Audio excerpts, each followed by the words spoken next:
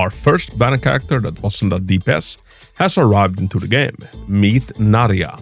He has quickly become one of my absolute favorite units, and now I use her in every team, and in this video I'm gonna teach you how to use her properly. Welcome in everybody, my name is Hako. Welcome into the channel. Now let's have a cup of coffee and I'll teach you all you need to know about Narja.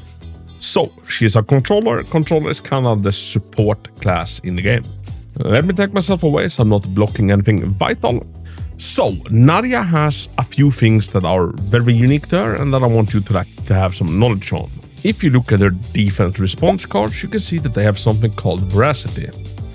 Now, Veracity is something that Narja gets with a lot of her cards. It is a stacking buff that makes it so that the next attack card played heals your team for 40% fixed heal, and also increases the damage by 30% if your health is about 50%.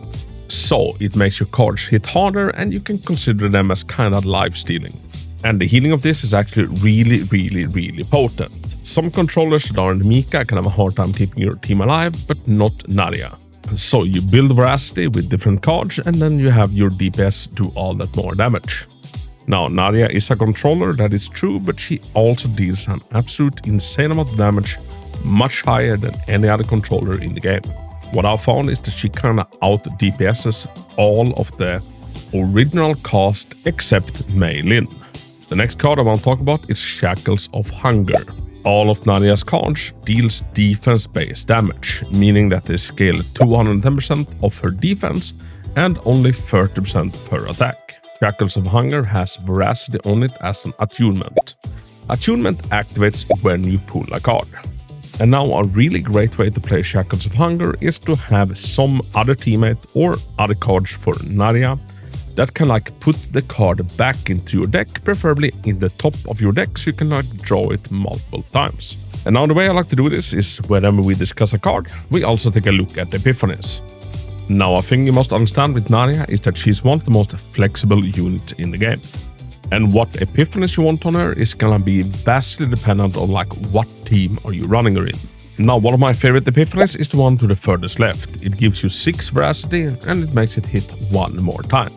It's simple, it gets the job done. Another really great one, if you want her own personal damage to skyrocket, is the one in the middle that makes it hit 1 more time for each 4 Veracity you have, capping out at 3 extra times. The one after that has Retain on it, and this can be a really good card if you're running her with a teammate that has a 1 card that is gonna win it all. So say Shizuru for example, or in some cases Serenial. I would say the one to the furthest right, avoid it like the plague because it is kinda shy. The second one from the left, I'm a little bit unsure of. It lowers the cost to 0, but it changes the Veracity to 1. So 1 Veracity every time you pull the card, but also anytime you use this card, if you used up 3 Veracity or more, on the previous turn it pops back into your hand. This can be a viable option if you have good enough Veracity generation with your other cards.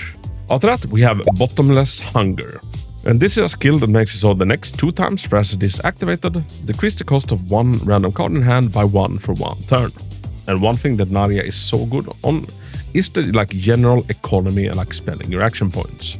She makes your hand a lot cheaper and she also makes it easier to ravage enemies. She's very AP positive. Now as far as epiphanies goes, one of my favorites of this one is the one to the first left, which just adds in 3 more Veracity on the card. The one in the middle is kinda interesting and it turns it into an upgrade card, and anytime you use Veracity 3 times a turn, you decrease the cost of 1 random card in hand by 1 until used.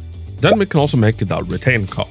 And what this does is for 1 turn we benefit of 100% increased defense-based damage. Now this can be great in conjunction with say Calip or anybody else that uses defense-based damage, or if you're running more of a DPS Narja. And speaking of DPS Narja, the last one also does just that. It gives you 7 Veracity, which is a lot, and for 1 turn each time Veracity is activated, plus 40% damage amount to the next mealtime. What is mealtime? Well, we'll get to what mealtime is. It is her big chunky card. If you're looking for more of a support Narja, the left one or the middle one are your best options. If you're looking to increase her own personal damage, the one to the furthest right and the one to the left of that. After that, we have Voluntary Control, and this one is interesting. If Veracity is fewer than 6 stacks, gain 6 Veracity. If you have 6 stacks or more, you gain 2 predation. Hako, what is predation? Predation says, if in veracity state, plus 80% damage amount dealt by attack cards when the effect is activated. When the effect is activated, decrease by 1. So, base kit, veracity gives you 30% more damage to a card if your HP is above 50. If you also have predation, well, that gets an 80% bump. And now here we have some juicy epiphanies. The first one just increases the modifiers. So, if you're below 6 stacks, you get 9 veracity and 3 predation. After that, we have something else correlating to mealtime. If in graveyard, 3 morale for 1 turn. Win the middle one for 2 turns each time action content target is decreased, 1 veracity. Now the one in middle can be crazy, like depending on the encounter, it can also be, I don't know, I'm not the biggest fan of it. After that, we have it turned into an upgrade card. It makes it unique, it gives you 10 veracity and you get to select 1 attack card. And you get 1 predation each time that card is moved to hand. Now, if you're running Narja with, say, Serenial, this is great, because you can put it on one of her homing missiles that always pops back into your hand when she breaks an enemy. Or sorry, when she ravages an enemy. Now the last one also makes it into an upgrade card, and each time a basic attack card inflicts a hit, 1 veracity, and plus 50% damage amount to basic attack cards. Obviously, this is a card you would like if you're planning to run Narja in a mail-in team, for example. My personal favorite is the one to the left or the second one from the right if I'm running with Serenial. After that, we have Domain of Veracity. It deals defense-based damage to all enemies, and it increases the tenacity damage taken by all of those enemies by 100% until they're next ravaged. Now, this is a fantastic card and has some great epiphanies. The first one makes it so on Ravage, you gain 3 veracity, which is very nice. On the one after that, you also apply a debuff to those enemies, which makes them take 100% more defense-based damage for 2 turns. So as you can see, there's quite a lot of potential to make her a really hard-hitting support. The one in the middle makes it so every time you hit any of those targets for the next 5 times, you get 40% heal. Good if you need more sustain. Then we can make it a free cost and make it retain and defense-based damage to all enemies. And if we grant this card both veracity and predation, we activate it 1 more time. So what this means is that if we have both veracity and predation stack while casting this, we will cast it twice. Now I don't fully love this one just because it is so expensive. Although if we have other cards that can bring down the cost, it can be very, very good. Then we can finally make it into an upgrade card that makes it so anytime mealtime is used, we heal 200%. Now, I never ever feel like I need more heal with Narja, so I don't personally do the one on the right. And the one I usually do is the leftmost one, although if I'm doing DPS Narja, the one to the right of that. Now, we have a big fancy card called Mealtime. So this one costs 6, but don't worry, anytime we expend 1 stack of veracity, the cost of this card gets decreased by 1. And this reduction in price is applied even if the card is not in our hand, it can be in our deck, it can be in our graveyard, and the price will still decrease whenever we use veracity. Every time we use veracity, it gains 30% more heal amount, maxing out at 10, so 300% heal. And then it deals defense-based damage to all enemies, it heals, and it also gives you 6 stacks of predation. This is a fantastic card. Now as for Eager Skill Predator's Hunting Method, it gives you 10 veracity, it deals 250% defense-based damage, and if mealtime is in the graveyard, it also gives you 5 predation. Not a bad ego skill at all. So the general gameplay loop with Narja, it is pretty simple. We want cards that helps us get veracity, that will boost Narja's own damage, and it will help boost teammates' damage. Anytime we use 1 stack of veracity, we will also heal ourselves. Now before you head out on a mission, decide what kind of Narja are we building today. Are you building her as her own standalone DPS? Then pivot into that if we get lucky with the epiphanies. If you want her more as a support, lean into that, but also decide what kind of support are we looking for. Are we looking for a support to, say, Serenial? Then we might want to be picking up a lot of Ravage cards. Or are we looking for more a general support to, say, Shizuru or someone else? We need to pivot into whatever can benefit that character. Getting veracity in the beginning of a run can be a little bit hard before we've unlocked all of the cards and before we unlock their epiphanies. The cards I aim to get rid of is always attack response and also the defense responses. They give you 2 veracity, so it's not the end of the world if they stay in the deck, but I prefer not to have them. And one of my cheats to have enough veracity is run a character like Serenial and hopefully pick up a few precision aim. With precision aim, we can put Shackles of Hunger back on the top of our deck and then cheat the system and fool it several times that way. And I personally find that Shackles of Hunger is one of your best bets when it comes to cheating the veracity system. And when it comes to cards duplicate, I would say try to prioritize Shackles of Hunger or Voluntary Control. If you're using it purely with Serenial, Domain of Veracity can be insane if you get a few copies of it. And when it comes to building Narja, I try to build her as a Ravage-focused character. So anything that increases damage against a Ravage enemy is great. Now, as for the memory fragments, what I found to be the absolute best is a 2-piece Tetras Authority to give her more defense. Defense is great because she deals defense-based damage and she deals a lot of it. And for the 4-piece, I would recommend running Judgment Flames. Plus 50% damage amount to instinct cards used against Ravage targets. She is an instinct character, she pairs very well with instinct Ravagers. So yeah, I just find that it is the absolute best set for her for now. And since she deals so much damage, we want her to crit a lot. So for ideal, I would recommend crit chance or crit damage. And for number 5, I would say instinct damage. And for number 6, we want defense. The substats we're looking for is crit chance, crit damage, and defense percentage. The really important stat to get over is over 300 defense, just to activate this one, and it is kinda simple. As for her egos, they are not needed, but she has some decent ones. The first one is not bad, it's a slight little buff. The second one is one of her better ones, it makes it so anytime veracity decreases, you have a 25% chance of it not decreasing. Or rather, you have a 25% chance get one back, so it's it never decreased. Number 6 is kinda great for sustain. I would say, if you're a low spender, don't bother about the egos. If you're a dolphin to a whale, I would say Ego 2 is a very, very good stopping point. Now, let's discuss some partners. I would say that I don't feel like controllers have the best partners, and a lot of them are very niche. One of the 5-star ones is Noelle, and she only works for Orlea. So even if you have her, don't really bother with her. Nyx can be a decent enough one, which you get from the battle pass, but it requires you to have some card draw on that unit, and we don't have a lot on Narja. Her own signature one is Gaia, and I feel like Gaia is great.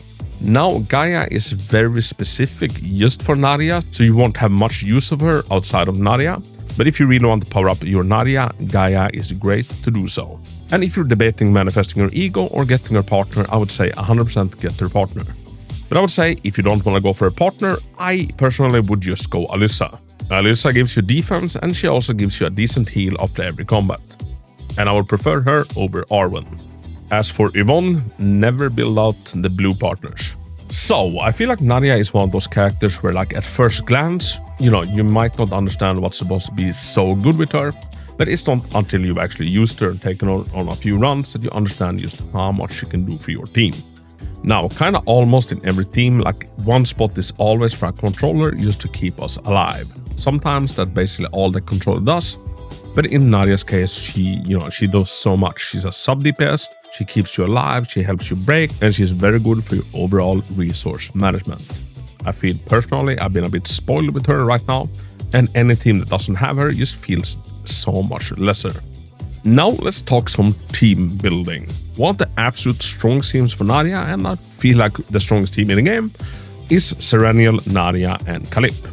Now, all of these characters are kinda break focused, and especially if the enemies you're going up against are weak to instinct, this team is just unstoppable.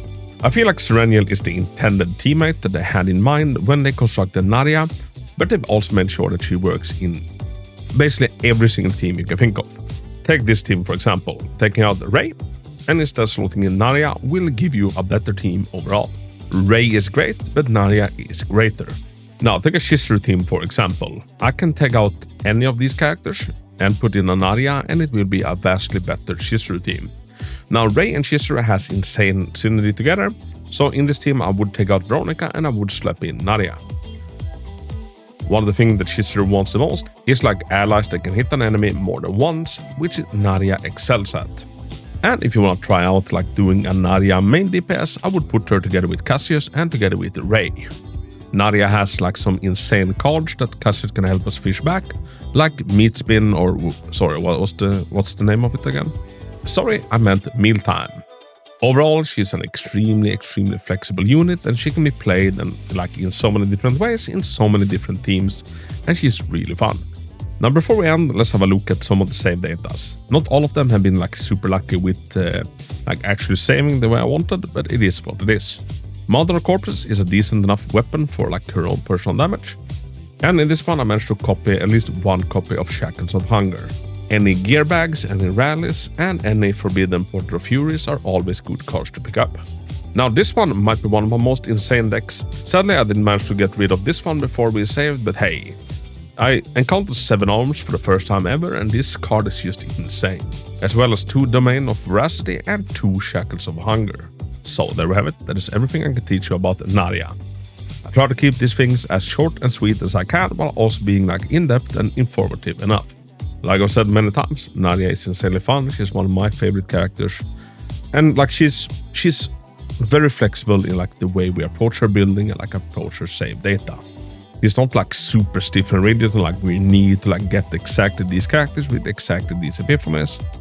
Like we have a lot of options, which to me feels great when like trying to farm better save data for her. If you're watching this and you haven't pulled her yet and you're wondering if she's worth it, I would say 100% so.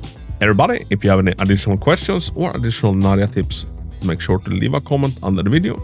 And if I need to make any additional like say corrections or any additional tips information, yada yada, I'll put it also down in the comments. And we have a Chaos Zero Nightmare section in the Discord, so if you want to chat with fellow players, make sure to pop in there. And everybody, as always, thank you so much for watching, have a big hug, and until next time, Hako out. Roll the dice like no one cares. Smoke in the air, get excited, baby. Welcome to the new age, standing on the new stage. Get drunk before sunrise in the moonlight. Just don't wake me up, we do what we like. Let's funk after midnight, sparking twilight. We just turn it up, wait for new sunrise.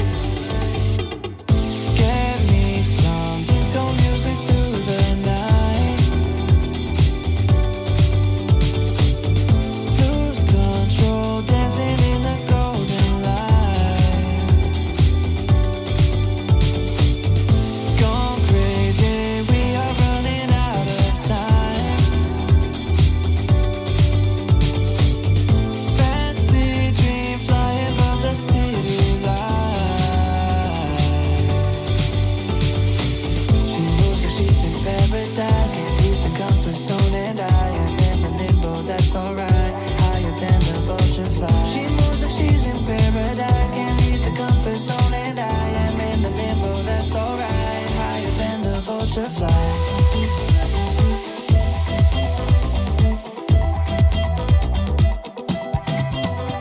Just fill me with that alcohol, the time is getting slow. No words convince me, beat that soul, don't ask me what is real. Just fill me with that alcohol, the time is getting slow. No words convince me, beat that soul, don't ask me what is real. Get drunk, wait for sunrise in the moonlight. Just don't wake me up, we do what we like.